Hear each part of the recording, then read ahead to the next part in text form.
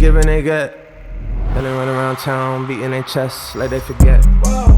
I can forget for now, but I won't never forget. No, love how I feel, knowing the universe got my back.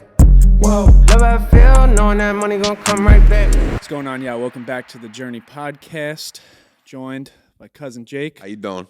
I got to get my Italian accent on super heavy for this episode. I love it. Ladies and gentlemen, we have this is probably around 2 months ago we decided that we wanted to really start telling incredible stories, and then here you have one of the most incredible stories, a Hollywood level story about your life, and I'm not gonna give the summary because I want to dive deep into it, but basically you were an addict. You've had a spiritual awakening that saved you from that, and then you had a heart transplant a day after another major surgery. So, ladies and gentlemen, Frank Parisi. Thanks for having me on, guys. Thank you, brother. Being here, brother. Yeah. It's been a crazy journey, brother. Yeah. Where do you want me to start, bro? I want you to start because I did some research and I watched some podcasts of you and heard some stories. I want to start with your childhood because I think for a lot of us, as we get older, we don't realize the things that we went through as a kid kind of shaped our way of thinking as we become adults, and we wonder where we got bad habits from or why we lean towards certain things and stray away from other things. So I want you to start with your childhood and kind of just tell us what it was like growing up, some of the things you saw, some of the things you encountered. Yeah. And how it affected you. Yeah. Trajectory. And so I've done a lot of work on myself. I've been sober almost 14 years. I've been a growth junkie, real big into God, personal development and recovery. And doing that work, you uncover a lot of stuff and learn that we truly are programmed 0 to 8. It will shape your whole life until something happens, maybe where you could wake up, or some tragic stuff happens where you could do some work and start a whole different process. But where I started was, I grew up in the Lower East Side of Manhattan. You're talking about, I was born in 1979, early 80s. This city then, people talk about it being bad now. It's nowhere near what it was. Nowhere near, bro. I mean, you didn't have cell phones. You had TV. You got to realize you got up, you turned the channel, you had the rabbit ears, and there was 7 channels on TV. So there was very limited news. There was limited information for people to make themselves crazy. But the reality of the neighborhood was it was insane. I grew up in the Lower East Side of Manhattan in Little Italy. So I grew up around the corner from CBGB, which was an old punk rock club on the Bowery. I grew up between Bleecker Street and Houston Street on Elizabeth Street. The first ever Def Jam Studios was down the street from where I grew up as well. And then 2 blocks from where I lived was John Gotti's Social Club. My whole neighborhood was filled with the mob. I grew up in Parisi Bakery, which was an Italian bakery. It's been there since 1903. Where we bake the bread is not there anymore. When my dad passed away, that shut down, but the store's still on Mott Street. It's been in my family since 1903. And I lived above the building. Now, the neighborhood, you got to realize in the early 80s, crack cocaine hit the city very big. It just hit. It flooded, and it flooded Bleecker Street. Right on the corner, there was a old church with an awning, and there would be shootouts down on the block all the time. Wow. Oh, bro, it was wild, my dude. That's crazy because Bleecker Street's I Oh. want to take a girl to Bleecker Street on a date now, Even down in that neighborhood, they changed it. It used to be Little Italy, my neighborhood. Now they named it Nolita. Whenever they regentrify, they change the names. Right. So my fathers and uncles, even though they were involved with the street and organized crime was prevalent in my home and in my surroundings, they would ask whoever was doing their crime to go down the block. He didn't want no one doing any heroin or crack in front of the block, in front of the building, to keep it safe for me. And it's just, you're a product of your environment, bro, and you don't know. So as a little kid, bro, I got an 8-year-old son, and as a little kid, I grew up in the city, and I remember one day, and this happened a lot. Like there was a guy that was shooting dope, and my father said, "Listen, you got to go down the street." And he said, told my father to go fuck himself. And we would leave baseball bats in front of the bakery, like a whole pad, like 8.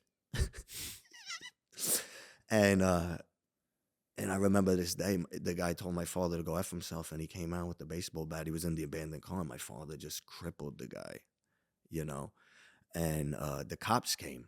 The cops came, and they arrested my father. Now, AIDS just came out. So my father was telling him he was shooting up in the car, and the cop goes into the car and gets stuck with the needle. Oh my goodness, bro. So he uncuffs my dad after my dad cripples this guy, and they start crippling the guy. So like that was like a summary of my childhood. My mom would try to take me uptown to like the museums and the art galleries to get me more cultured. She put me in like a pre-K that was like, like out of the neighborhood. Right. Because that neighborhood was not what it, like, yeah, you say that now, it's expensive. It's like, no. Very expensive. Treacherous, bro. Treacherous. And then my father was involved with organized crime, I mean, he was involved with that. So like that shapes your whole life when you grow up in the street. Like I remember going up to Harlem with my father. He had a drop up there with the dreads, and I was like 6 years old. He's making like drops with pot. My father was a big pot dealer, So that shapes you, the violence shapes you. When your home doesn't have the love that you today know that it should have had, that shapes you. The environment's gonna shape you. And what happens in that is we become programmed. And then it's like, I always say, like environment, like your home, like there's a study that's done with fleas. Are you guys aware of this? So they put these fleas in a mason jar. Fleas could jump 3 to 6 feet.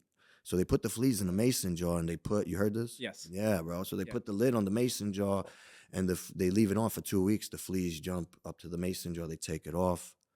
The fleas could jump out. They jump just to the lid of the mason jar, even though it's been removed.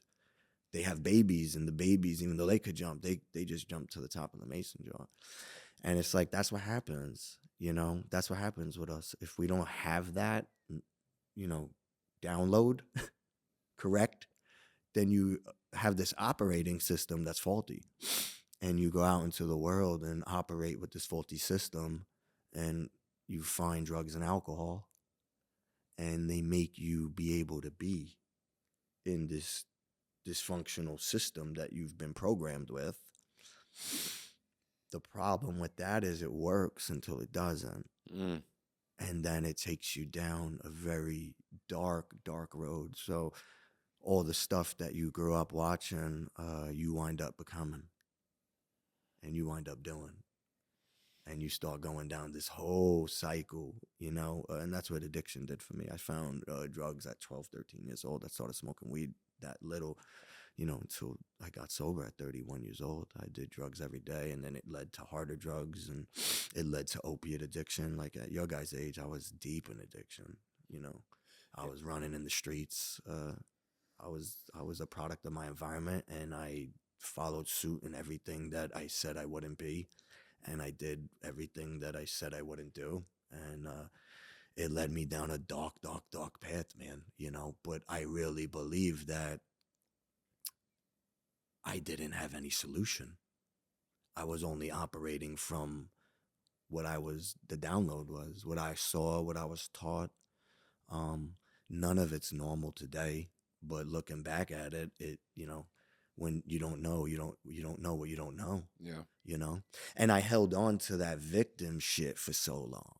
Like, well, you don't know. Like, because I also went to New York City public school, bro. So it was like being a smaller Italian kid, and it was like mixed, bro. So it was like the white boy shit, and it was like, bro, do you even know what I gotta go home to? You know what I mean? Like, do you even understand, like, the torture that my life is? So like that, my life became violent, it became like, it was like wherever I went, I felt so out of place, even in my home. because I knew this shit wasn't normal. I knew like the violence in the home wasn't normal, the drug addiction, the fact that your dad's selling drugs and fucking hitting people with baseball bats. That's not fucking normal, you know? But no one said nothing. You know what I mean? So I just had to operate in the system, and the drugs and the alcohol helped me to operate in it until it didn't, you know, until then I became that animal. And just, I was actually at my old gym yesterday in Staten Island, and I was talking with the owner, and he's like, beautiful man. But I got to like sit with him and like, cause it's been years now and stuff. And he's like, man, you used to terrorize everyone in this gym. Like you made people leave. Right. He's like, you lost me money. I'm like, bro, can I pay you back? I was gonna give him, I was like, I could give you like, but like that was me, and that was the frequency I emitted. So that was what I attracted into my life. You know, we are like, what I know today because I've done the work is that our currencies are frequency. Our wealth is our health. And and we were talking about this before. I agree with you, my brother. You're abundant because of you're doing what you love. Right. And our vibration creates abundance. My family and like most people in society chase the dollar.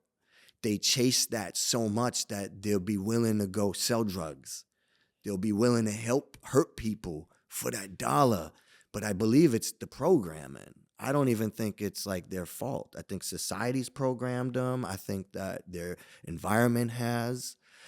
Where if people looked at their vibration as their currency, how different would life be? Yeah, I was watching, I don't know, every once in a while I get into like this true crime season of my life. I'll just watch true crime documentaries. I know it's not good. It's bad to watch that type of shit, but I like to watch it every once in a while just to kind of see what's going on in the world. You know, I want to see the evil, actually. You know, I don't want to, so I honestly think what happens wrong with the spirituality is sometimes we turn a blind eye to it because we don't want to get fucked up from it. But my goal is to expose that and to really help people down to the deepest depths and be real about things. You know, I think sometimes, especially now with mental health, people put red dresses on mental health when really the thing that helps people the most is not change your frequency.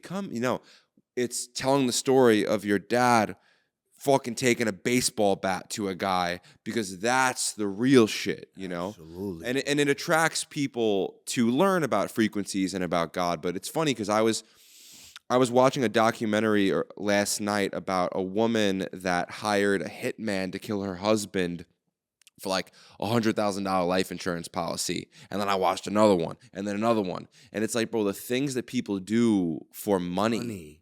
Insane. Not Insane. me, bro. My abundance comes from how my home vibrates. That they know when I walk in the door who's walking in, the same dude. You know what I mean? Right. That's true abundance.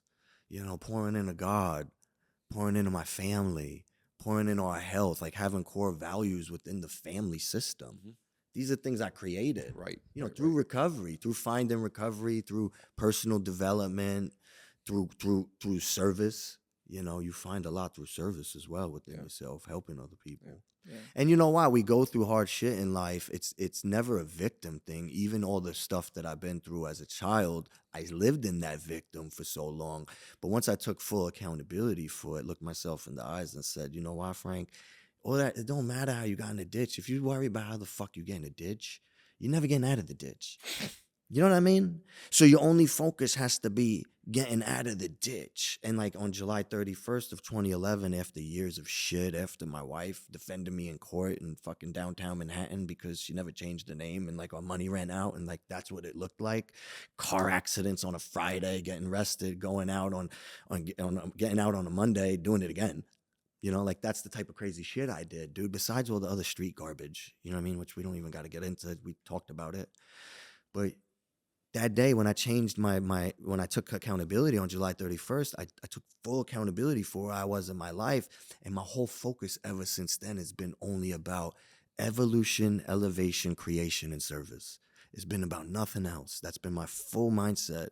And that's why I believe that I have been able to respond in manners that where most people, they would be broken. You know, I always say that like, it's always good to embrace pain in life because that's the way you're gonna grow the most. Facts. You're only gonna grow in the hardest of times. Appreciate the good times, but there's always the lessons that you're gonna learn in suffering. You're never gonna learn anywhere else. Anywhere else in life. And because I was born into like kind of suffering, you know what I mean? It really, like, looking at who I am today as a man at 45 years old, I wouldn't change any of it. I wouldn't change any of my life because I'm not who I am today if it wasn't for all that, doing the deep work, and then looking at the lessons in that. But no more lessons more than what I've gone through over the past 18 months. Yeah. You know. I wanna take it back and ask you some things about the addiction and drugs and alcohol, because we had about 6-7 months ago we had Lilo Brancato on from Bronx Tale. And, see. Yeah. Yeah. And we just saw the impact that his clips and the way he spoke about the addiction and how real and raw it was. Like, he was talking about like the first time he did crack, the first time he did opiates, stuff like that. So I just want to hear kind of your story of how, you said you started with weed at 12, 13, but I started with weed at 12, 13. I've never touched any other drug in my life. I also wasn't surrounded by the environment that you were surrounded by as a child. So what led you to start doing hard shit? Like, do you remember that first day when you decided, like... No, bro, to be honest with you, like, me and my crew growing up, it was only, like, weed and alcohol. You know, I started messing with the pills, but I didn't know, bro, to be honest with you. Like, we didn't know. Like, nowadays, you know, like, those opiates, it's heroin. Yeah. We would have never been taking that. But the thing is, we did, you know what I mean? And I didn't know that it was that. But at the end of the day, my addiction was really because I was so rattled up, you know what I mean? But once I got held to those pills, brother, like, those went a whole nother level. Like, once I started with the Vicodins and the Percocets, it builds a habit to where you gotta have more. So then, and it's like the last thing you're gonna start doing is telling people that you got this issue. You know, I remember the day because I was with my girlfriend, who's my wife now, and we were watching the All-Star game. It was when the Minute Maid Park just opened up in Houston. I remember sports and music. And I remember not having the pills. And I was like, fuck, what's going on? I started to feel sick. And I realized at that point that I was like strung out. Like, I was bad, you know? And there was no way at that point I was going to tell anybody because... where I come from, we were looked up to in the neighborhood, not for the right reasons. I was too, looking back at it, like, completely. I would rather be where you guys are sitting at versus where I was at that age. You know what I mean? So being looked up to for the wrong reasons, there was no way that I was going to tell anybody what was going on, because what happens in addiction is, like, you have so much, like, I had so much hurt from a kid and then so much shame, like, my life, and then you add the addiction and it just adds to more shame, and it keeps you in that shame cycle of addiction, bro. And, like, it led to me down the ugliest roads, my brother. Like, I was just so angry. I was such an angry person. I, like, just filled with rage. I would just, when it got so savage, the addiction, it was like, bro, the money was gone. You know, nobody wanted to be around me no more, and it became like evil, brother. What was it? Give me something, bro. Man, because I've committed a lot of atrocious actions over the past 5 years out of my feeling of lack and inadequacy. You know, do you have a specific moment of evil that you've committed? Oh, so many. Like, yeah, bro. Yeah. Worse than anything is just, like, terrorizing my wife. You know what I mean? Like, that's the worst. Right. The addiction, being so savage, and like working all week and, like, fucking still being like, I need your money too for fucking drugs. You know what I mean? Just a terrorist, my brother. I've done all the crazy shit. You know what I mean? all the violent shit. But the thing that affected me the most was hurting my loved ones. You know, you start stealing shit. You start doing things that are shameful, you know? Like things that you would never do. And what's going on with your, because now you're so aware, you have so much self-awareness, you're very mindful. What's going on back then? Whereas now you can look at it and say that was the worst part, but at the time you didn't think that because you kept doing it. Yeah, you're just driven. Once you're in the grips of addiction, there's no thinking. It's just you're in so much. First of all, then once you start with the opiates, it's a physical addiction. So like you're fighting a physical craving and a mental obsession with a spiritual battle. So you're like in the grips of darkness, brother. You know, I was in and out of jail. You know, I had a OD one night, and for whatever reason, my wife, who was my girlfriend at the time, felt something was wrong with me and popped up at my parents' house, and I was dead in the car. You know what I mean? So, like, that's where it took me. And here's where it takes people, too. She had a key to the house, and my dad was home, so they threw me in the car. I lived a block from Staten Island University Hospital, and I'm in the hospital. They give me charcoal. I throw it up.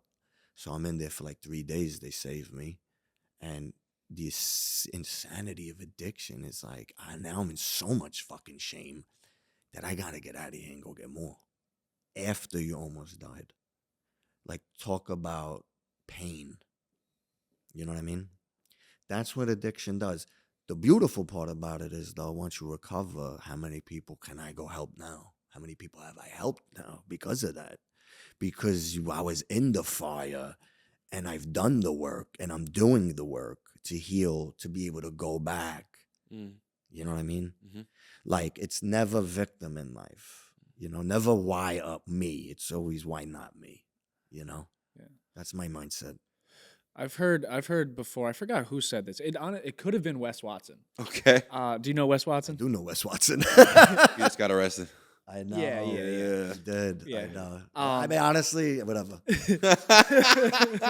But that wasn't his fault a little bit. I mean, that guy came looking for it too. But whatever. Yeah. I mean, but I think he mentioned something about addicts or ex-addicts, and he talked about, he was like, just put yourself back in that mind frame. He was like, yo, you would do anything and everything to get your hands on that drug or alcohol. He was like, imagine you took that mindset towards business, bettering your life. That's what he was I've like, done. he's like, yeah. He was like, addicts can be the most successful people if they can remove that, because they have something in their brain that the average person doesn't have. Mm-hmm. So what would be, I guess, what you think the biggest misconception is for the everyday person towards addicts, and what goes on in that type of mind? Because for outside looking in, a lot of people just be like, bro, just stop. Yeah. You just don't have to do it anymore. Don't buy the drugs. Yeah.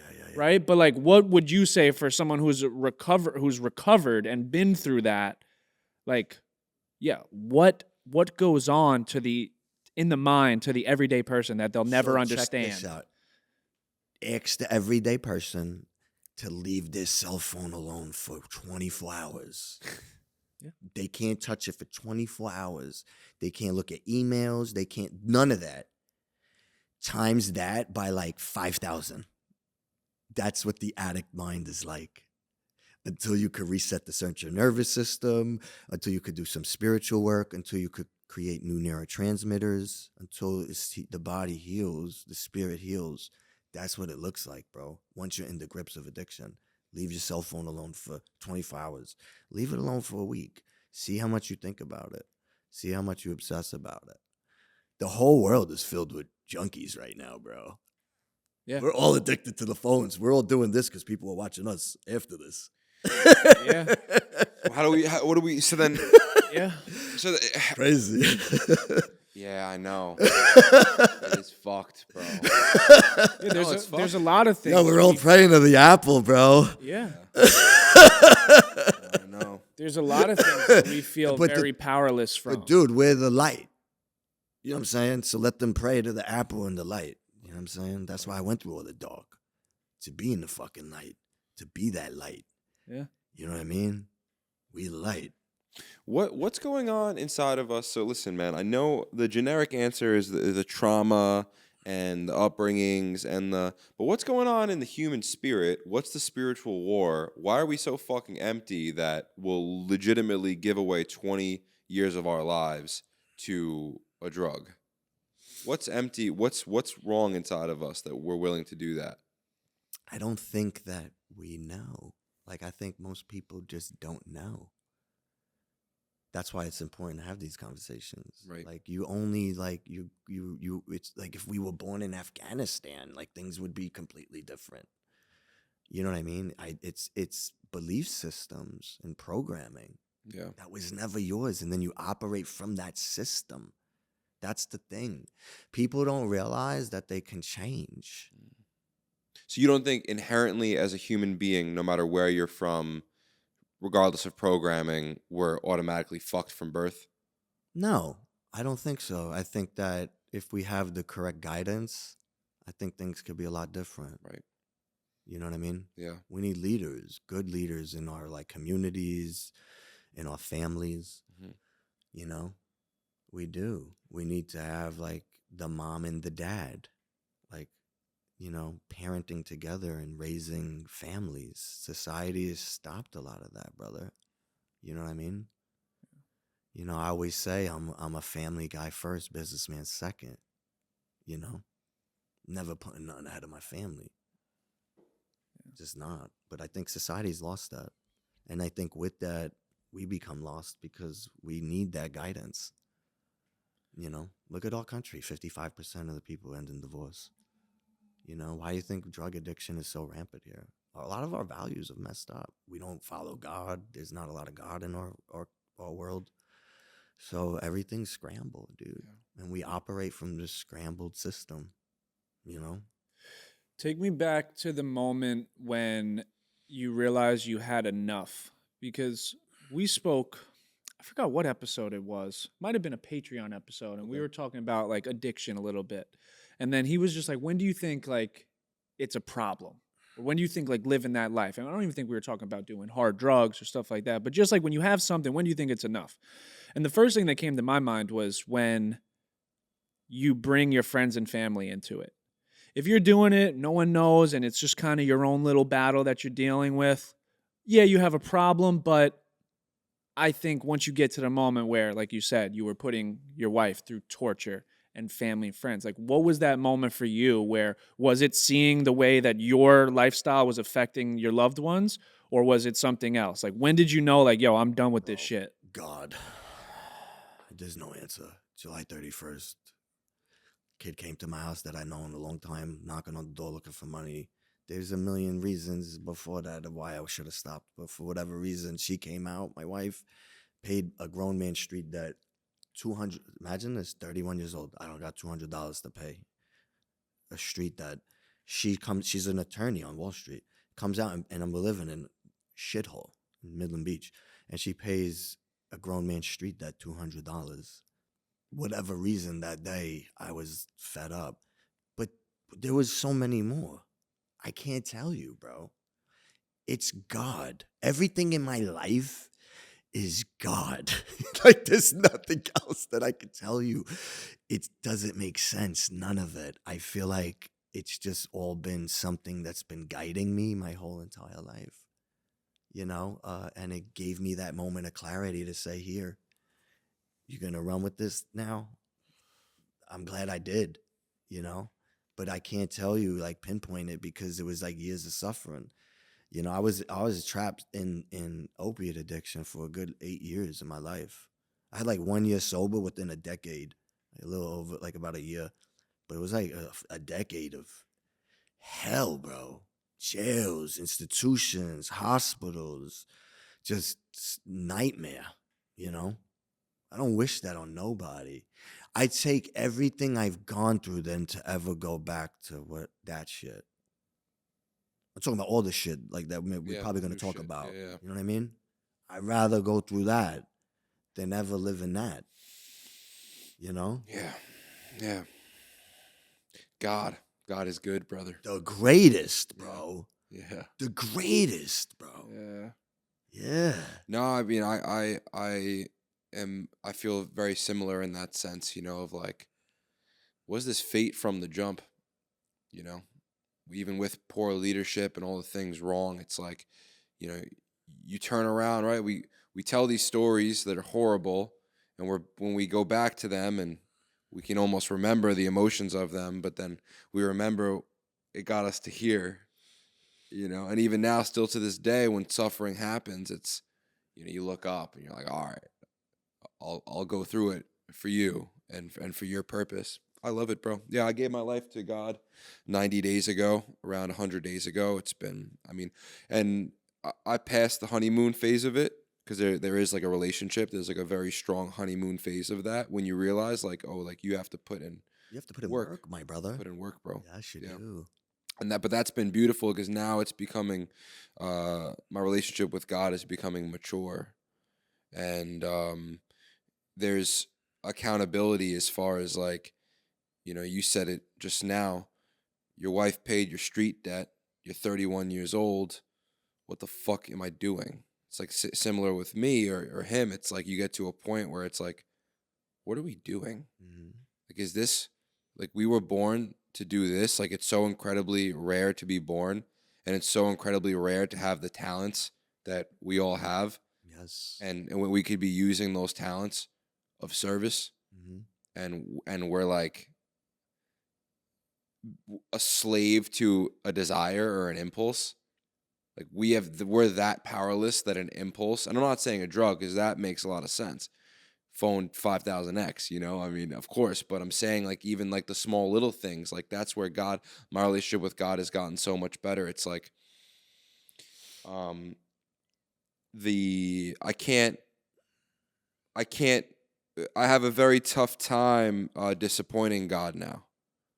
I could disappoint myself every day of the week. I don't give a fuck. I never cared, bro. I've been ashamed my whole life. Human beings, we are ashamed. That's why we fucking get nice clothes and have to drive a nice car and have to show everyone how great we are because we're fucking ashamed. So I don't give a fuck if I'm ashamed, but I do not want to disappoint God anymore. Mm. There's a beautiful story of I think it was like one of the Kennedys, like the Kennedy's daughter or something. And bro, she was like in and out of treatment, like bad, basically on the verge of death, like almost died a million times over.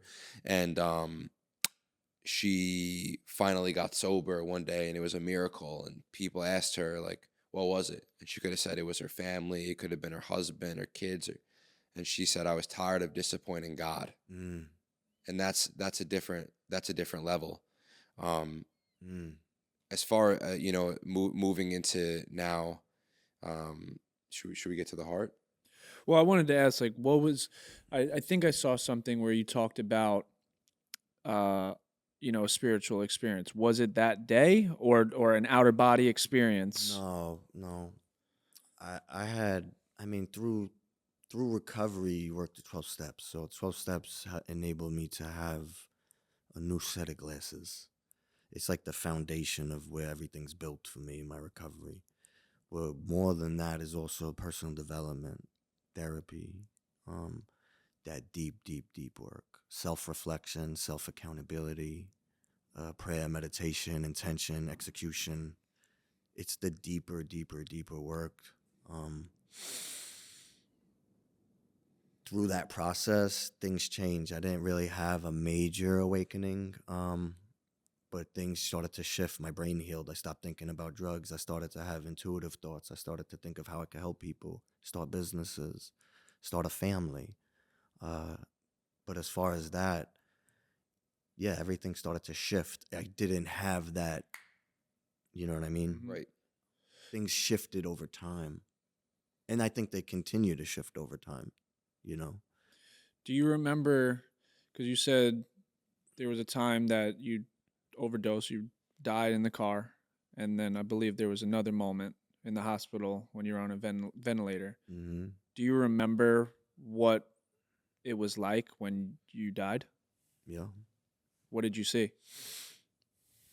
Just darkness. But you were still conscious. No, I left my body, bro. I left my body and everything was dark. It was a dark room.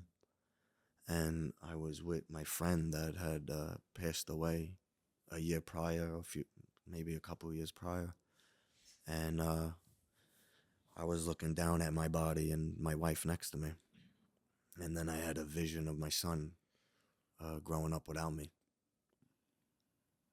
Yeah, wild, completely wild. Yeah. What did that feel like when you came back into your body? I at the time I was like that. Maybe that didn't happen, you know. I didn't think that happened, but I had the thing that made me know it happened was that when I was getting sick before, because no one knew what was wrong with me, I had I had gone to 4 doctors. I had a cough, so I had a cough for 4 or 5 months, and we went to multiple doctors, and no one knew what was wrong with me. They were misdiagnosing me. They kept giving me allergy medicine. Then I finally made appointments with a pulmonologist, a cardiologist, and a gastrointestinal. And when I did that, they diagnosed me. The pulmonologist diagnosed me with pneumonia, called organizing pneumonia, rare pneumonia. And so during that process, my brother, I felt like I was dying, and no one was believing me. I made an appointment with a medium like fucking 3 months in advance or 4 months in advance. I can't remember. And so like here I am now in the hospital after I died from them misdiagnosing me, because I don't know if you know, but on May 8th, then I coughed up a whole bottle of blood, which is why I went to the hospital to see my pulmonologist. And he said, "What's wrong with you?" And I said, "I felt like I was dying." And they said, "All right, well, we're gonna admit you into the hospital." I don't know if you guys are familiar with this. Okay, so you're gonna probably lose your mind a little bit here. Let's hear it. Yeah. So I go to the hospital, and they treat me for sepsis. All right. They pump me full of fluid. I'm there for like 8 hours. My wife leaves because I got my son. He's 6 years old at the time. Goes back to the house. We got all family up here in New York. We got no family in Texas. I live in Texas. Yeah. So then walks a nurse, puts the wrong pick in my arm. I'll show you guys.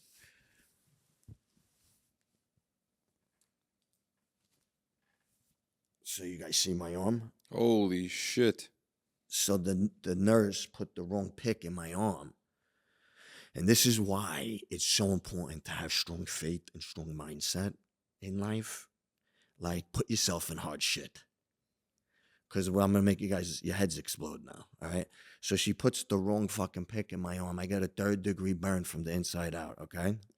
Right after that, a doctor walks in and goes, "Mr. Parisi, you don't have sepsis. You have 9% ejection fraction. Your heart, your liver, and your kidneys are failing, okay? We need to talk about this because you didn't ask me, but I want to bring it up." So where I'm in Texas, I'm in Austin, Texas. It's a major city. Austin, San Antonio, Houston, Dallas. They're sending me to Temple, Texas, bro. Town of 20,000 people. Could you imagine this? I've been there. Temple, Texas. It's like, fuck, there's nothing there. There's Nothing. cows. Nothing. I played Temple Junior College. So they're going to send me, think of the word, 20,000 people. They're going to send me to Temple, Texas to save my life, bro. So I drive up. And I was like the last delivery for the 2 guys that were driving me. They were upset that they had to do the late night delivery. And then in walks my wife waiting there with a picture of my son, guys. You understand what I'm saying? My 6-year-old boy begging me to live, and I got 10 minutes to meet with her because they said they might have to put me on the most advanced form of life support called ECMO machine. And they said they got to put him on a ventilator.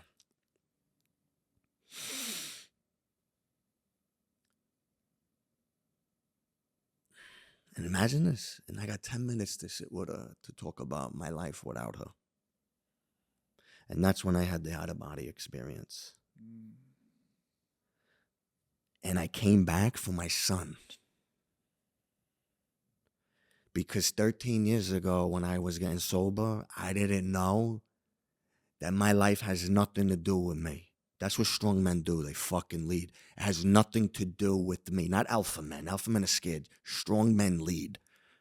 My life has nothing to do with me. It has everything to do with my future generations. And that is why I developed the man that I am today. I'm the fucking one in my family that took on all the shit. I jumped out of the fucking mason jar. You understand, fellas?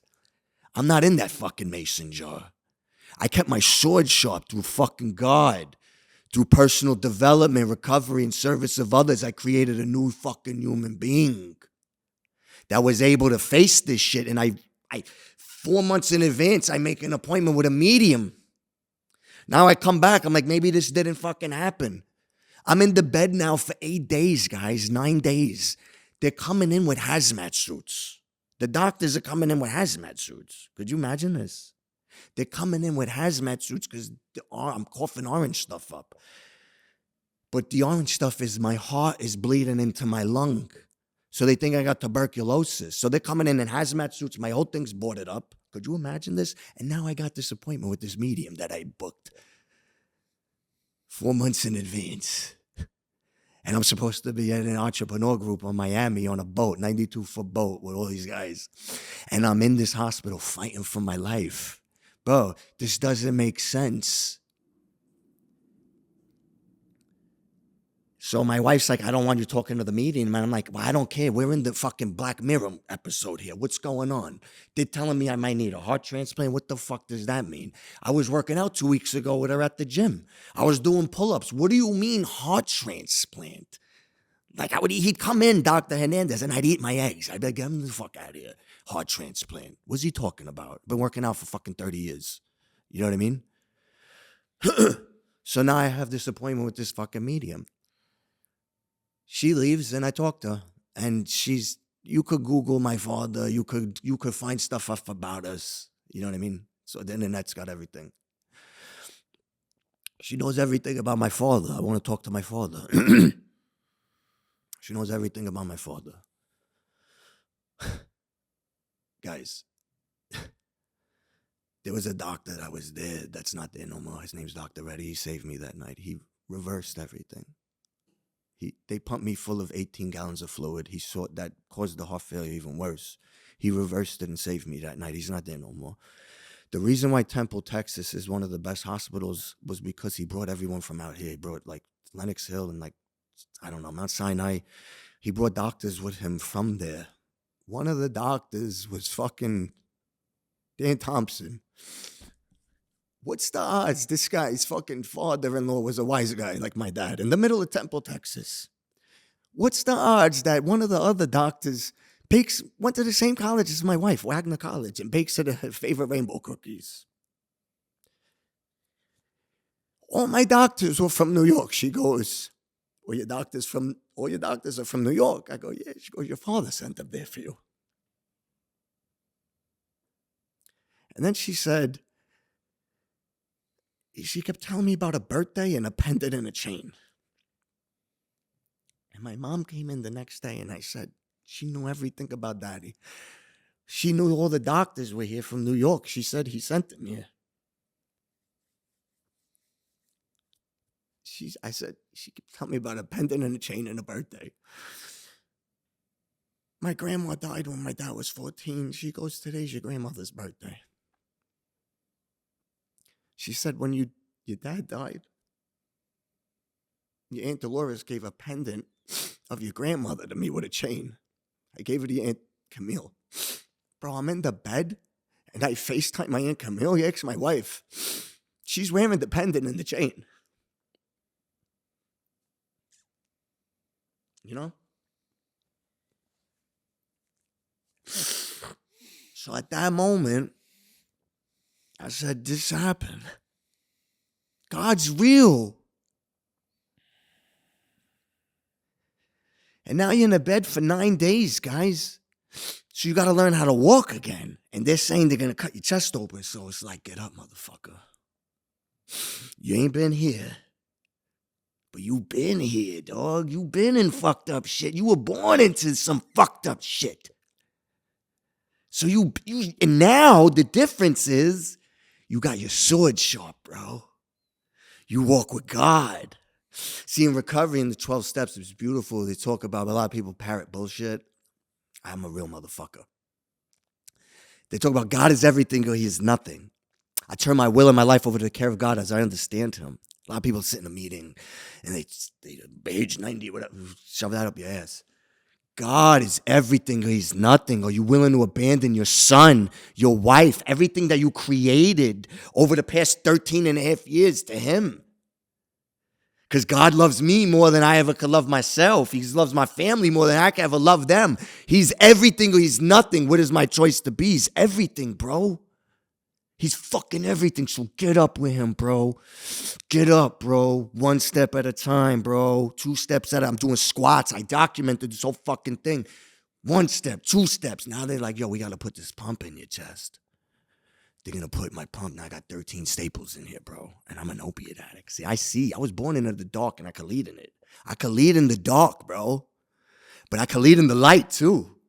See, I know the game, bro. It's deep. I know you get it. It's deep, bro. It been after my soul since little.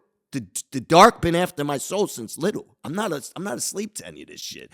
The shit we're going to talk about makes no sense, but it makes all the sense.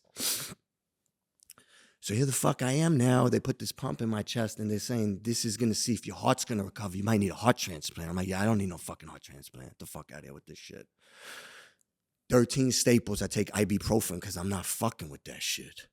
Because I know where that shit's going to take me. Fuck out of here. I see what you're doing. I see what the dark's doing. But I walk with the light today because 13 years ago, I didn't know what the fuck I was doing. I was creating a new fucking human being for my future generations, bro. I'm changing DNA inside of myself over here, bro. And now they put the pump in. Ibuprofen, bro. I'm walking 1 mile. 2 miles in the fucking ICU, 3 miles, 4 miles, 5 miles, bro. And you hear code blue, which means someone died. And I'm walking, bro, with God. And they got me a fucking Superman cape. So every time I'd leave that unit, they play the fucking Superman music, bro. And I'd have old people walking by my fucking thing, waving, walking with me, bro. Bringing light in the darkness at times, brother. Because of the fucking man I developed through God, through personal development, through recovery and the service of others, brother. You know what I'm saying? And I walked and I brought light in they got a fucking plaque of me in that hospital now. And then I had the idea of this. Because I'm friends with this dude, Nick Santanasasso. He lives in Dubai now. He was one of Tony Robbins' speakers. And he was one of my mentors for a minute. And he said, whenever you're going through this kid got no legs. No legs and one fucking arm and a finger. He said, whenever you're going through the hardest of times, you ask yourself these 2 questions. What's the gift and what are you going through? And what are you going to become because of it? And in that moment, I thought, I need to write a fucking book. In the hospital, while I'm dying, I said, let me write a book. Because if I die, I want my son to know where his dad started, what he had become, and how to get at it, how to do it for his future generations. So I started writing a book with my wife. We started writing the book became a fucking bestseller in 3 countries. In the darkest of times, I became a motivational speaker, a coach, entrepreneur. So now I got in the darkest of times. That's the message to people. It doesn't matter where you start in life or what your current circumstances. That doesn't mean shit. You walk with faith. You have personal development in your life and you serve. Oh, bro. Unstoppable, bro. Yes, you're right. You were right. You put that obsessive thinking into growth, into positivity. Watch how abundant your life becomes, but you got to do the internal work. Everyone chases the outside shit. You do the internal work and it comes to you. You do that internal work and just go stand on the fucking corner and just wait and watch how it comes. You don't even got to go chase nothing. It comes to you. You got to get non-negotiables, though. Cut out all the fucking fat, bro. So I started to walk in this hospital, bro. And then I go now I'm building myself. And they put me in to the cath lab and they say, yo, your heart's dead. So now my heart's dead. Now I got to get an arm surgery. So I got to get an arm surgery because the nurse messed my arm up. And I got to get a heart transplant now. Now, bro, you're waiting for a heart transplant. You're waiting for somebody to die. What are you doing with that? How do you even process that? How do I tell my kid all this stuff? Imagine. How do I talk to my son? I got wires in my neck. I would put up a sheet. I'd put up a sheet so he would only see my face when I FaceTime him.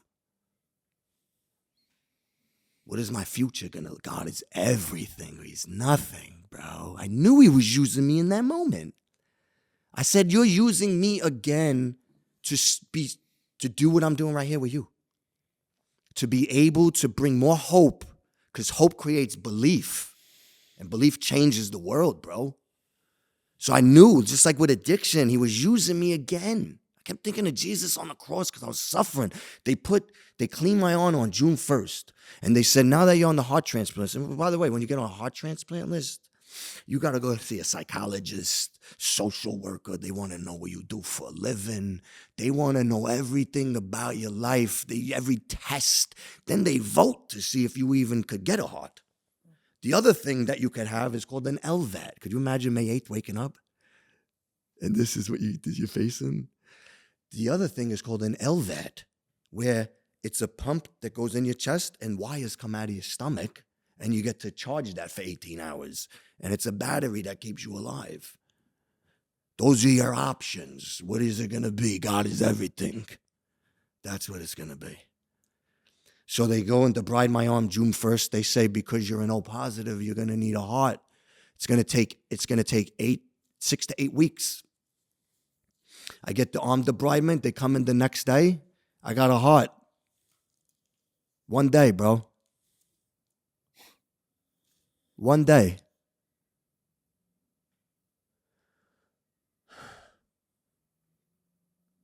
And if you go on my Instagram, bro, because gratitude, love, these are these are the highest emotions we can operate from. As soon as I get out of the hospital, I'm on a ventilator. I had my chest cut open, and I write on the board. I said, I don't care about pain. I'm grateful to be alive. As soon as I came out, bro, just grateful to be alive, brother. You know? And then I started my recovery journey. I've helped build a company over like 4.5 years. I never was on the LLC. And then as I'm like recovering and building back, they cut me. I get the skin graft. I start building my body back. So imagine all your income, your whole family, your heart taken, your health. What would happen? Most people, that breaks them. There's things. There's PTSD and then there's PTG, bro. There's some people that come through traumatic experiences that come out 100 times stronger. That's me, bro. Because of the man that I developed, and I didn't know it almost 14 years ago. I developed a new human being, and that's what I try to tell people. Your currency is your frequency. I know it's woo-woo shit, but it's not. You know what I mean? Because it's truly your vibration, dude. And when everything was stripped, the money, the heart, and I got to see me looking at Frank Parisi, the name that someone gave me, knowing that what we truly are is the great I am. We're creative beings. We're here to evolve, to elevate, to create, and to serve. And that's it. And if that's your focus in life, then that's all that's going to be. That's what your life's going to create. And that's my focus. So when all of it was stripped, it was the greatest blessing in the world because you get to see who's really there for you in the hardest of times. And then you get to get so clear on your non-negotiables and only allowing that vibration, those people into your life. It's non-negotiable. The way I look at my life today is like this. I am truly on a mission from God. And if we were in a mission right now and we were out in war, I need soldiers with me. I don't need half-ass soldiers. I need a soldier with me. So my circle is only soldiers, bro. It's only soldiers. And I was stripped and I sat in my gym alone and I built my body back, greatest body of my life, 45 years old. You would never know I had a heart transplant. I wrote the book. It became a bestseller in 3 countries. I do motivational speaking. I sat in that gym alone and I cried with God and I prayed and I meditated. And then the intuition came and then I stepped out, bro. Like I said, I stepped out and then it came. It all came. My business partner came. Now I own a substance abuse and mental health facility. It came, you know, another business partner came. Darren Prince came. Me and him became business partners. Like all this stuff starts coming when you just stand with God alone in the greatest version of yourself.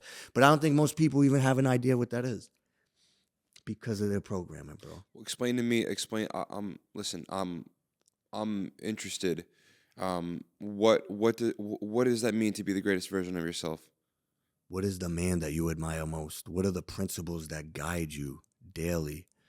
You know, I could only operate from a place of honesty, integrity, and authenticity. Those are like guiding principles in my life. Love, service, abundance. What is your code of conduct? Like, how do you show up? For so long, I felt like not loved the way I needed to be.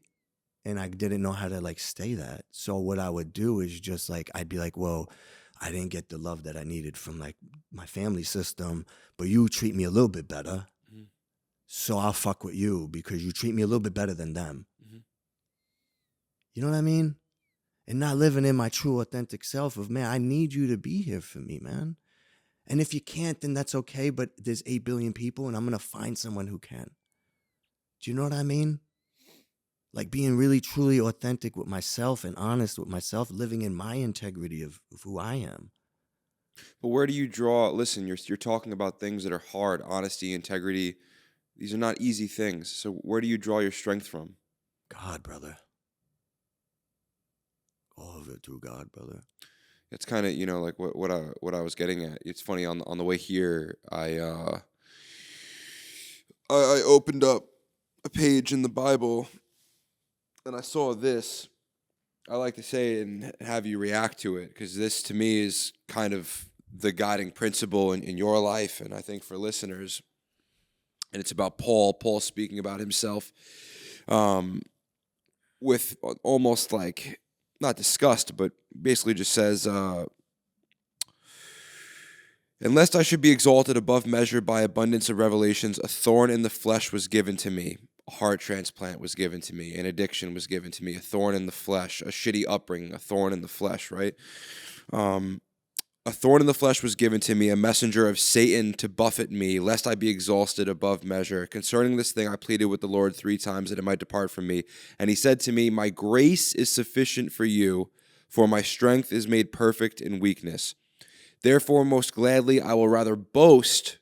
I will be essentially arrogant. I will boast in my infirmities, in my weakness, that the power of Christ may rest upon me. Therefore, I take pleasure in infirmities, in reproaches, in needs, in heart transplants, in addictions, in shitty upbringings, in persecutions, in distresses, for Christ's sake, for when I am weak, then I am strong.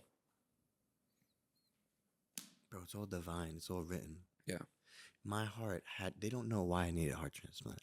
They still don't know. It was divine, dog. What I failed to tell you is that in the summertime, I got to open the mail on a Friday, which I don't usually get the mail. My wife gets the mail. And on a Friday night, I open the mail and it's my donor's family. And I spoke to the mom and the dad and they're separated. They're divorced. The mom's doing her thing, but her dad is renewing his vows of 10 years the next day. And he invites me and my family to go out to Longview, Texas, like 4.5 hours away from where we live, to participate in this ceremony. And my donor's a 19-year-old girl, Kaylee Bearden. And the whole family got to listen to her heart in my chest. And it's like, dog, we're all connected. We're all one. You know? We all one, bro. There's no separation, dude. It's all a game that's been devised to keep us. And I truly believe that I needed the female DNA, dude. I needed to change the DNA for my future generations. Like, it was truly God and divine. It was truly God, and that's my truth, bro. And I don't care what no one thinks. I know. Like, that's it. God chose me to do this, bro. I'm not gonna dim it no more. None of it makes sense. None of anything that's still going on makes sense, but it all makes sense. Yeah. You feel me, bro? Yeah. I know you do. Yeah. It's all divine and beautiful, bro. It's actually fucking beautiful. All of it. What's the odds of this, guys? My niece was with me 2 weeks before I was dying. She's at my house. I'm feeling sick. My niece has needed a kidney transplant since she was a baby. She was born with one kidney. She watches her uncle go through all this, come out 10 times stronger. What's the odds I start doing social media, put myself out there, and then Darren and his team find me? Now I'm an influencer on social media. What's the odds that she has to get worked up for her kidney now? What's the odds that on May 8th I died and that's the date that she's getting worked up for her kidney? What's the odds that I put out a call to action a couple weeks ago and I get like 20 people around the country to donate for my niece? What's the odds that one of it's my donor's sister? Like, you can't make any of this stuff up, brother. God is so good. Yeah. Do you know what I mean? Lord. But I could have been a victim. Yeah. And none of this could have happened. None of the beautiful shit that's happened and can continue to happen would be happening if I was a victim and I didn't walk with God and completely trust him in the hardest of times and still served. Even when everything was taken, I still served. Explain to me what that walk looks like today. You're listening to this podcast. I mean, bro, I'm on the verge. I was on the verge of tears listening to you speak, but your testimony's fucking insane. It's insane. It really validated, like, because we were saying we want to fucking have these conversations because we were making decisions more for what views will we get. That's how we were, thinking about guest, right? So we'd be willing to have on an OnlyFans girl just because she's got such a big name and whatever. But listening to you, and these clips are gonna go crazy, just so you know, on social media, millions and millions, and bro, it's gonna go. But I'm saying, listening to you speak, bro, anyone listening would just like, I just want to I want to leave the microphone in your hands. I want to give you that thing, bro. Let you walk out the door with it because it's like you're supposed to be doing this. Yeah. So where do you start? If God brought you through it, where do you start? How do you develop a relationship with God? Yeah. I'll take you through my daily walk. There's actually an app that I'm in now. I'm a protocol. It's called Brain One. You could like go download my daily walk. It's an AI thing that it actually like will whatever. But prayer, meditation, intention. Like, you got to get clear on what's the intention for the day, right? Journaling, spiritual reading, water, workout, healthy meal, grounding. Throughout the day, reflect, set a timer, observe self. Observe, are you in good frequency, higher vibration, or lower vibration? Observe yourself. What's your emotional state like? Evening time comes, self-accountability, self-reflection. Repeat the process. When you stay in that, and then you start to observe who's around you. Are they for my higher self or my lower self? Am I observing this? Am I observing myself when I'm in around this? Because that's going to create our lives too. The people we surround ourselves with are going to create our lives. Don't do shit for views. Do shit from a place of what people want to hear that shit, man. That's why I'm getting so much stuff. Because it's real, bro. You know what I'm saying? You know, I've been hanging out with once in a while. I see him with David Goggins. And he gives me respect because he's real. I'm around a lot of that stuff. A lot of people are fake trying to do shit. Just be fucking real with real. Be real with God. Create a greatest vision for yourself. What does the greatest vision of your life look like? You are the great I am. You're a creative being. You could create anything you want out of this life. It's your own limited beliefs. But when you walk with God and you see the miracles happen and you start to see, how did God show up in my life through my self-reflection in the day? Where did he show up today? Start walking with that. Walk with that energy and walk with those people. Outside of the the spiritual side of it, you spoke about, how important it is to have like the right people around you as well. So, how important is it how important is it for a man to have a strong woman by his side? Oh, wow, bro. First of all, you'll be 10x in my opinion, because if it wasn't for my wife, I'm not here. She's stronger than me. She had to watch. First of all, stood by me through all the insanity. Then just having her there with me in that hospital, believing in me when I didn't believe in myself. I was like, am I gonna ever be able to work out again? Bro, you would never know. I look like I had a heart transplant. Outside of this fucking chaos and all the scars, I look amazing. She saw that. She saw all this. She even saw when all the money was taken, like, go all in. Let's just sell all our shit and go all in. You know what I mean? Dude, she sees me further than I see myself. That's so strong, bro. And then a good woman to take care of your child. And she doesn't need me. She's an attorney. You know? I've been blessed. Sometimes I'm like, am I in a simulation? Did she was she just dropped here Right. to like guide this whole thing with me? Because I've been with her since 16. I held on to her. She was like the only good thing where I came from. You know? I was like, you're not going anywhere. Yeah. Wow. Beautiful. Yeah, we've been together 29 years. Wow. That's another thing people like, they always want to like dip over here. It's because it's the internal. We're always looking for, bro, you water, the grass is green on the other side, but if you water your grass twice a day, it'll be twice as green. You know what I mean? Pour into it. Everybody gives up on everything so quick nowadays. You know? How important is it for you to be a father? And like, what does your son mean to you? Number one, that is my everything. That is why I came back. I know my life is not about me. It's about him. It's about his future generations and me serving the world. I mean, dude, I do everything with this kid. I love him so much. I mean, his birthday was this week. I took him up here to the Knicks game the other night. We do everything together. I coach his basketball, his flag football team, his baseball team. He's my little man. Like, I take him everywhere. I take him to do when I speak. Not like he don't watch me speak, but he comes to the events because it's too deep.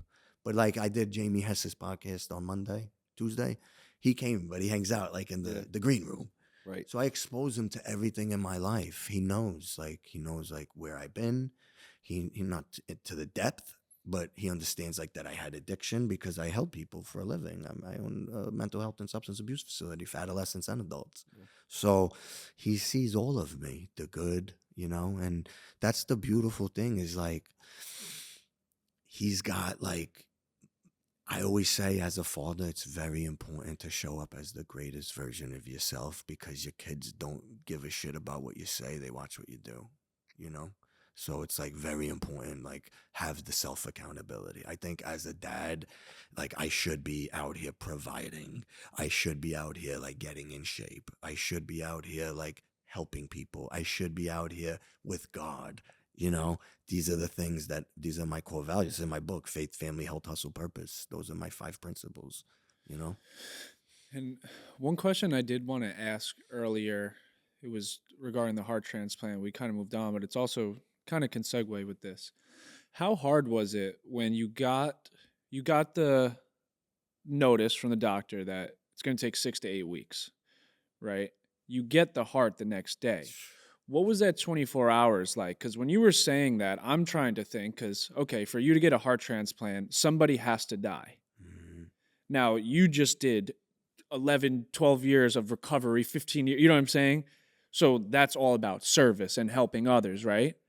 Is there like I'm trying to think. I'm like, all right, well, I want to live, but I don't want someone to die. Mhm. And now the girl that died was someone's child as well. Mhm. So what was that like for you? What was that 24 hours like? Are you like sick? Like, is there a sick part of the human brain that is like, I want to live so I can be there for my son? But that's Yeah. almost like me hoping No, someone dies. but yeah, yeah. But that's why she's with me, and I serve, and I talk about her, and I talk about her family, because she's with, bro. She's my heart. Like, it's her heart. Yeah. So everything I do, I say I honor her name. You know, her family knows I love her whole family. You know, I honor them. I'm not gonna shit on that. I'm gonna show up as the greatest version of myself. I've been given a gift of life, bro. I'm gonna honor the family. I'm gonna honor her by my actions daily. You know, that's what I do, bro. It's like non-negotiable stuff, brother. Till my last breath. I was calling people up in the hospital, like guys I was sponsoring in AA and stuff, and it's like, why are you calling me? I'm like, brother, what the fuck you mean? Why am I calling you? Like, this is what we do, bro. Till my last breath. A lot of people talk a lot of stuff. The other thing I didn't mention is this: when they chop my chest open and they cut my arm, they clean my arm, I had to fuck with the pain meds. I had to take the pain meds. And see, that's where you know you got to be aware, like the dark and the light. It comes for you, especially as you can, like when you're high vibrating, like when you got a strong spirit, the dark and the light comes. And that was a test for me in there because I had to take it, bro. I didn't want to. They forced me. Like, I was in such shock when they saw your chest open. You got to take it. I took Dilaudid and Oxycontin. And then when they did my arm, that was what got me the worst, because this was worse than my chest. I would rather get my chest sawed open than have this cleaned for 25 days, because I had to get this cleaned for 25 days, and then they cut a piece of my leg off. I got a big block of my leg missing, and they put it on my arm after it healed. So there was like this much missing, and they got to keep cleaning it until the skin grows back, but it's got to be healed, the skin, so they got to clean it. Oh, bro, they're screaming. But I knew what was happening. Like, it was the test from God, the universe, the dark and the light. That was like, which way are you gonna go, bro? Are you gonna be doing this? And I knew. I said, all right, dude, I know what you're doing. I see what you're doing. I'm gonna play with you, because I'm gonna be doing this, like what we're doing right here. But are you losing faith in that? Never. I knew the darkness. I knew the devil was trying to get me, bro. And I was saying, I'm gonna play with you because I have to right now. But I'm gonna serve with God, so you could eat a dick, bro. You know what I'm saying? Like, the devil could eat a dick. I'm sorry, but like, I saw it. I saw what it was doing. It comes at you like that. Girls, gambling. It's gonna come for you. It's coming for you too. You guys are moving. It's gonna come. You got to keep your sword sharp. The people you keep got to be sharp with you, because you are influenced by that. You know what I mean? So that's why it's so important. The circle's so important, bro. So important, you know? Yeah. But when I was done, dog. I didn't even withdraw, because I walk with God so strong. I couldn't believe it, but I was like, I knew it was God. Yeah. I had no withdrawal. I was on it for 25 days. Yeah. You know? It's fucking But great. God is everything, bro. He's fucking great. Yeah. Right? Right. Yes. Mhm. Yes. Yes. The greatest. And that's the other fucking thing. Like, when you come out of a heart transplant, it's like, I'm fucking alive. Even though I'm on a ventilator, I'm like, fuck, I'm alive, man. So like, now when I wake up and I'm good, I'm like, bro, on the way over here, music. My wife gets to be here with me today. You know, she don't always get to be here doing this with me. So we get to do that. I'm gonna take my mom to lunch. I get to like listen to music. I get to like have experience the weather. Like, you get to wake up and experience all this beautiful stuff that we take for granted, bro. So you don't give in to temptation anymore? I mean, No, I try not to, bro. You gotta keep the sword sharp. Yeah. It's fucking hard. It's hard, bro. You It's know? fucking hard. Yeah. You know, I struggle with Gambling sometimes it'll pop Yeah. up for me. Like the Super Bowl, you know. I was like, that's it. You know? Yeah. But like, yeah, it's everywhere, bro. it is everywhere. It's everywhere. You could fall into anything. Yeah.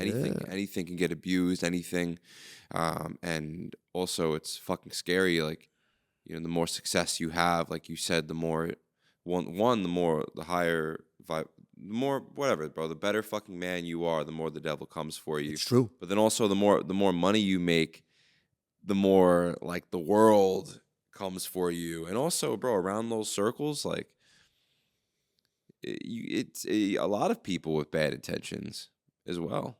Mm-hmm. And it's fucking hard, bro. I still struggle, bro. I with just like commitment. It seems like you're committed, man. You got your fucking, you know, you just listed 20 things. I mean, your day sounds like you're in the personal development military. I'm gonna be honest with you, bro. Yeah. You know, Yeah. it's like that much. It's that much work all the time. Always. Yeah. Because, bro, like my time's limited, dog. Like a regular heart is 11 years. I'm 18 months into this. You only have 11 years. That's the average. I mean, I'm not average, you know. So like the doctors are like, you know, you'll be like I'll be with this for longer. But my point is, when you wake up to that fact that we're all dying, like you're fucking dying too, bro. It's like, so let's fucking go. Let's go. There's no time. It's not negotiable, you know. Healthy meals, like everything's to raise me. I'm not putting anything in me to bring me down. And we only could be aware of that through observing yourself.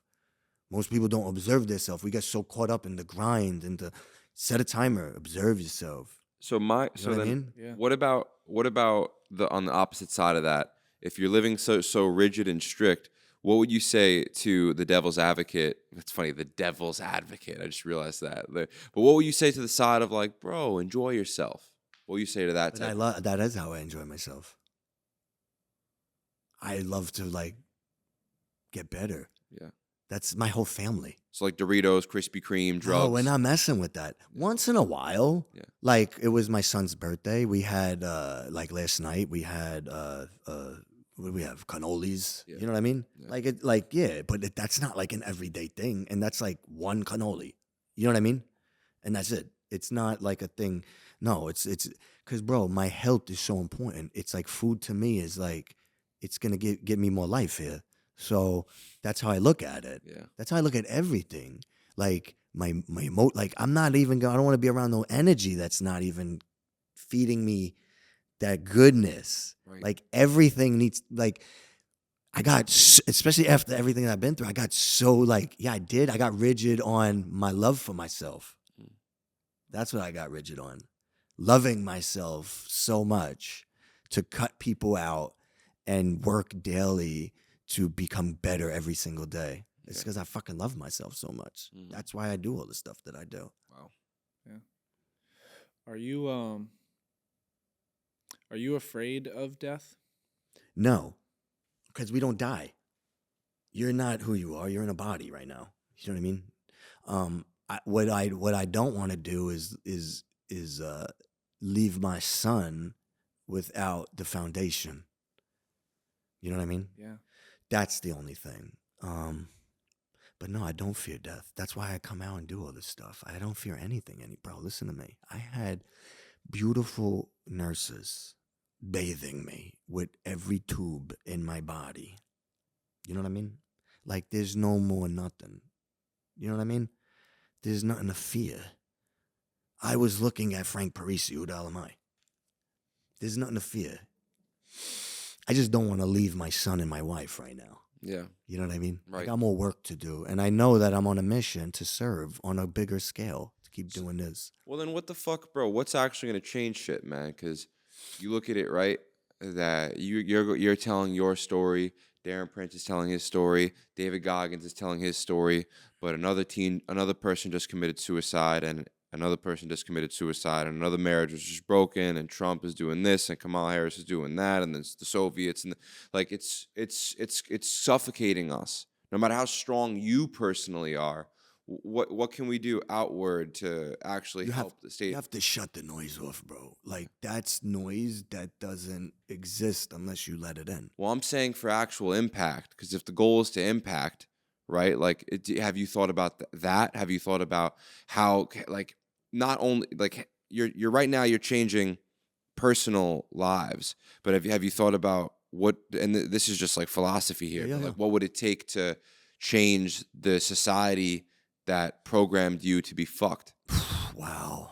It would have to take a whole overhaul, bro. Yeah. Like, if we looked at life currency as like health, spirituality, I think everything would be different. Right. But that's just not how it operates. But that doesn't mean that you can't operate from there. Mm-hmm. You know what I mean? Because if society does what it does, I'm not following. I mean, dude, look at society's fucked up. I'm not following like the masses. You know what I mean? Right. Yeah. I'm not. I'm gonna stand out and hopefully wake some people up. That's all I can do. You can't force anything. Just like no one can force me in my addiction. What we could do is keep showing up and keep putting the message out there, and then who wants to come can. Like I'm creating coaching courses right now for people that is extremely affordable. Mm-hmm. It's going to be super cheap. And it's a 16-week course that they could do on their own. Right. So that's like a service that I could provide for people that are willing to do it. But you can't help no one that's not willing to be helped either. Well, but then explain that. So then you have, because everyone has a family member now that's fucked. Like that's just what it is. Like, Yeah. And like we're working with someone named Zach Clark who owns Release Recovery in the city. Okay. A lot like drug, addiction and stuff like that. So my question to you is like, when you look at someone and they're fucked, and the only way that they can get help is by wanting help or helping themselves, what can you do as a family member of someone? Well, I mean, there's so many layers to that, bro. My treatment guy is going to come out now, so it's like... Yeah, no, this could have been hours and hours. We'll do it again. But yeah. I am just like... there's so many layers to that. You got to find out where is it in the family? Like, who's the weak one? You have to find out, like, okay... Is Jimmy living on his own? Does he have a job? Who's paying for it? Like, so it gets tactical. It's intricate, yeah. Oh, it's tactical. It gets tactical and personal, yeah. Oh, absolutely. Yeah, right. And it's like eventually gets to the point where it's like, take it off of the parents and put it back on me. Right. Yeah. And if Jimmy needs anything, tell him to come to me. Right. He doesn't come to you for no more for nothing. Right. But it's all different. I mean, every case is different. At the end of the day, to the addict, not the family, I'm the hope. Right. And that's what we need. The addict needs hope, and they're not going to listen to the family because the family doesn't understand where the addict's at. So the addict needs a guy like me that's been where he been, but on the other side of it, that's telling him, bro, there's a better way. Yeah. I'm the better way. Look at my life. It's been, and I'm one of many, So that's what it is. But today, it's bigger than just recovery for me. It's like I'm the hope for the guy facing the heart transplant or the kidney transplant or cancer or whatever. Whatever you're facing. Like, your problems ain't that bad. Like, you know what I mean? On May 8th, I died. Look what happened to me. I just explained it to you. So it's like, don't call, like, I'm the guy, one thing that I love. Me and my business partners, especially my one business partner, Jason, we don't complain. We make solutions. And if one of us complain, we shut it the fuck down. There's no complaining. It's only solution-based.